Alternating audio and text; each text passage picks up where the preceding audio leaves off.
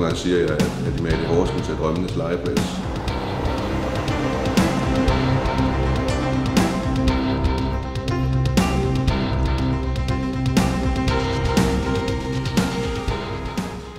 Vi arbejder med at udvikle lokalsamfund. Boligsocialt arbejde er ikke socialarbejde i traditionel forstand, men er mere et arbejde, som skal skabe sammenhæng, netværk, udvikling i de forskellige lokalsamfund. Som hovedoverskrift skal vi arbejde i hele Horsens, men vores fokus ligger i første omgang på Sønderbro og på Østbyen.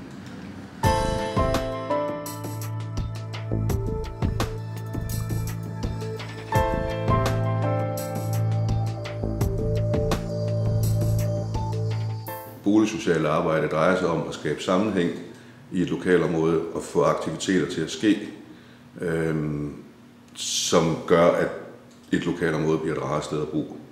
Det kan være alt fra fælles spisninger til lørdagsbanko eller aktiviteter for unge, for børn, for voksne. Aktiviteter og projekter, som er med til at samle et boligområde og sætte netværk i gang. Skabe nye netværk, få folk til at føle, at det her er et rart sted at bo.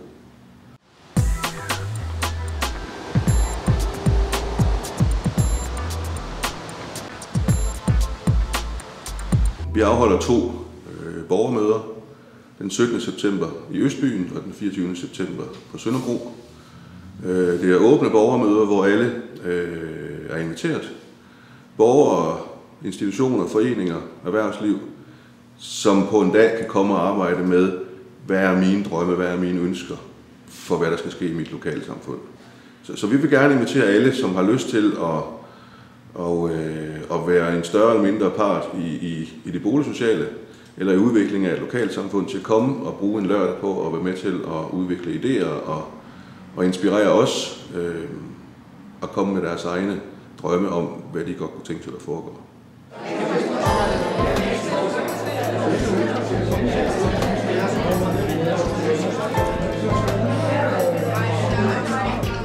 Imagine betyder jo at forestille sig, og det som vi gerne vil arbejde med er folks drømme, og forestille sig noget kunne lade sig gøre.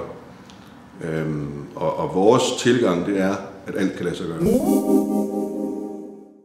Man kan altid komme forbi Smedegade 24 af.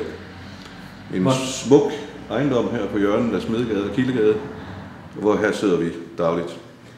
Hvornår er der åbent? Fra omkring 8:30 til kl. 4. Hver dag, undtagen lørdag, søndag og juleaften.